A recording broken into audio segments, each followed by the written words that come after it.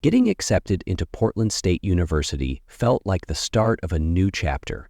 I left behind the scorching heat of Phoenix, packed my life into 2 suitcases, and headed north with a strange mix of excitement and anxiety.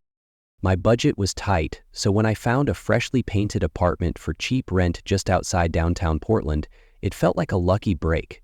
The place looked clean in the photos, too good to pass up. I arrived late at night. The air was damp and cool, unlike anything I was used to. The building was quiet, almost eerily so. The hallway lights flickered slightly as I carried my bags upstairs. When I stepped inside the apartment, it felt colder than it should have, like no one had lived there in a long time. But I was too tired to care.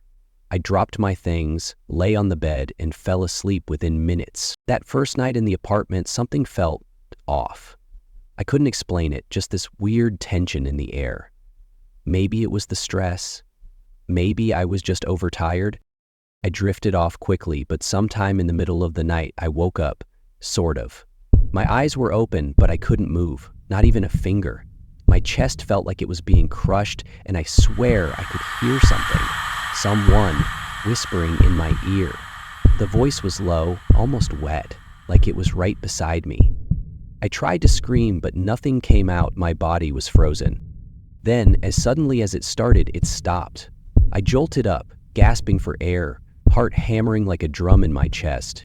The room was empty, quiet, but I didn't feel alone.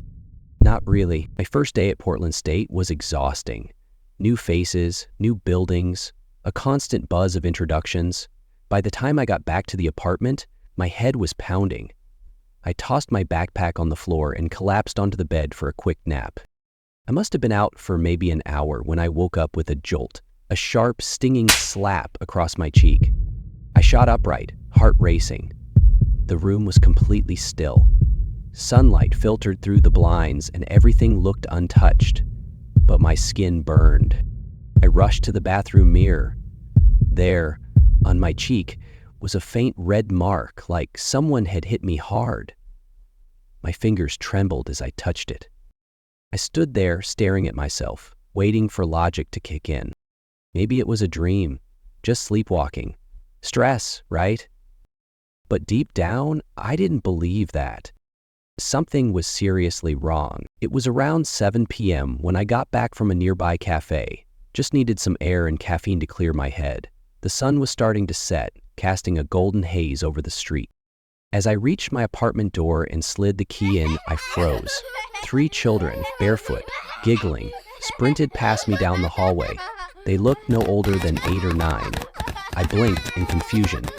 No one else lived on this floor. Before I could react, they darted straight into my apartment. The door hadn't even opened yet.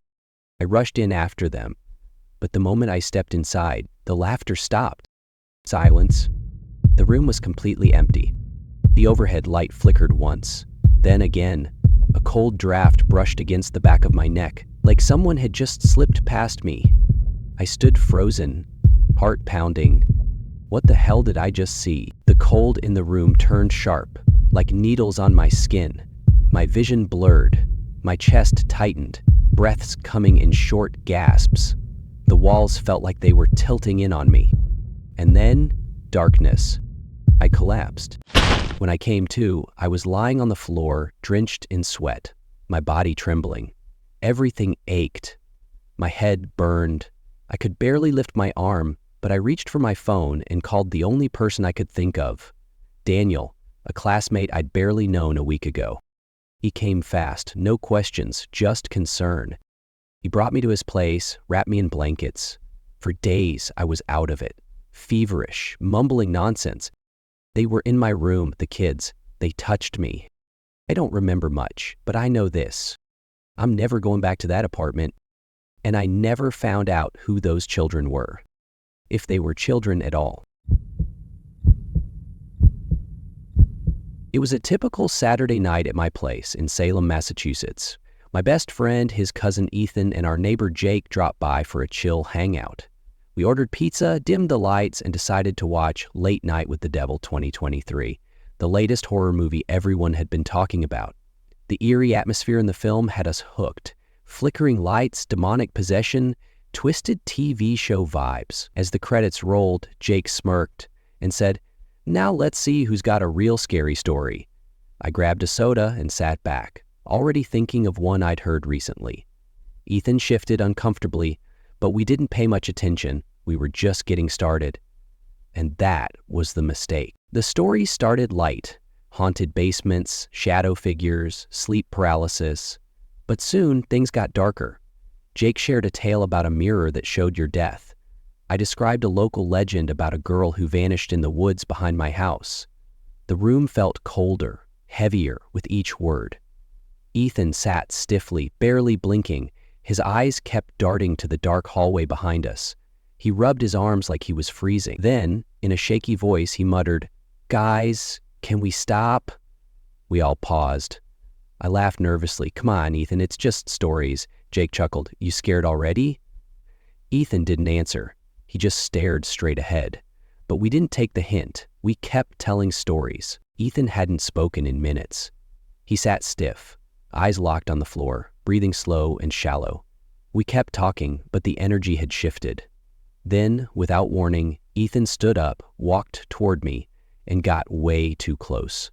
His eyes were blank. Suddenly he screamed, "Stop!" But it wasn't just his voice. It was deeper, distorted, like two people yelling at once. Instinct kicked in. I shoved him back harder than I meant to, and my foot hit his chest. He flew off the bed and hit the floor with a thud. We all froze. Jake stood halfway up, unsure whether to laugh or help. "Dude, what the hell?" I asked. Ethan didn't move. Something felt wrong. Ethan pushed himself off the floor slowly, like something was puppeteering his limbs. His joints cracked as he rose. Without blinking, he walked straight toward me. I backed up, heart pounding, but he didn't stop. He got inches from my face, eyes wide, bloodshot, pupils gone. Then came the scream, "Stop!" but layered like one voice was echoing through a cave inside him. One was Ethan's, the other wasn't human. My blood ran cold. Before anyone could react, his body jerked violently. His spine arched backward, arms flailing at impossible angles. A sickening snap echoed in the room. He dropped like a sack of bones onto the floor. We stood frozen.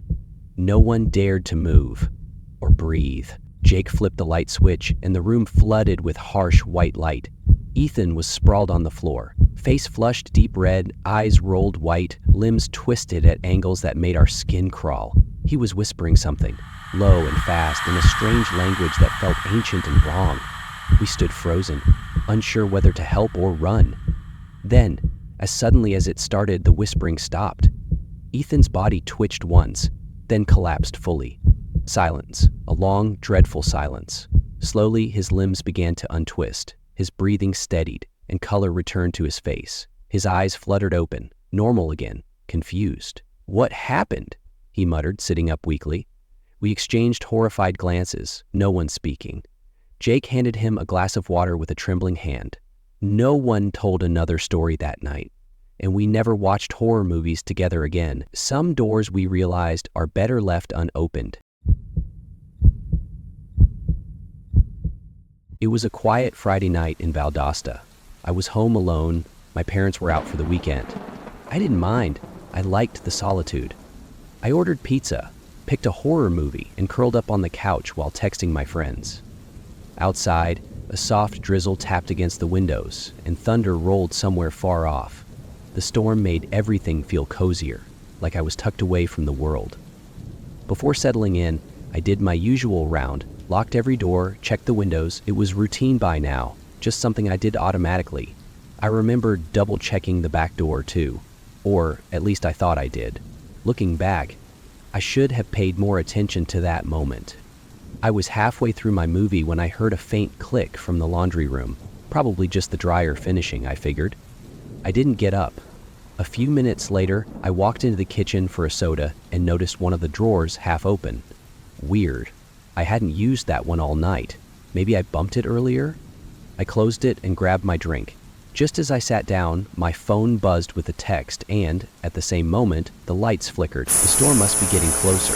I laughed it off and texted my friend. "If I disappear, it's officially a horror movie night," she replied with a ghost emoji. I tried to keep it light. Around midnight, I headed upstairs to bed. While brushing my teeth, I heard a soft creak from downstairs. Just one, slow and deliberate. I paused. After a moment, I peeked into the hallway. Silence. Still, something felt off. I glanced toward the stairs and noticed a warm glow. The living room lamp was on. I was sure I'd turned it off. My stomach tightened. I went back down to double-check everything. The front door was locked, but the back patio door, it was slightly open. Just a crack. I froze. Had I not latched it fully? Maybe the wind pushed it? I closed and locked it firmly this time. I texted my friend. "Okay, that was weird." She replied instantly. "You good?" Back in my room, I tried to calm down, telling myself I was just being paranoid. Then I looked up and froze. The attic access panel in the ceiling was slightly ajar. I've never touched it. My chest tightened. This wasn't normal. I grabbed my phone and called my best friend, whispering, barely able to speak. She told me to call 911 just in case, she said. Then I heard it. A single footstep on the stairs, slow, heavy, creaking wood. My blood ran cold. I hung up, locked my bedroom door as quietly as I could, and slid into the closet. I tucked myself behind old coats, heart pounding so loud I thought whoever was out there could hear it. I didn't move. 12 minutes later, I heard pounding on the front door. "Valasta PD!" I burst from the closet, ran downstairs, and let them in. They searched the house and quickly found it, the attic hatch now fully open. Inside, they discovered a sleeping bag, food wrappers, even a flashlight. Someone had been living up there, quietly, for who knows how long. They think he came down when he thought I was asleep. If I hadn't noticed that panel, I don't want to think about what could have happened. The officers stayed until my parents got home early the next morning. I was safe, but changed. I haven't stayed alone since, and I probably never will. The silence I used to love now makes my skin crawl.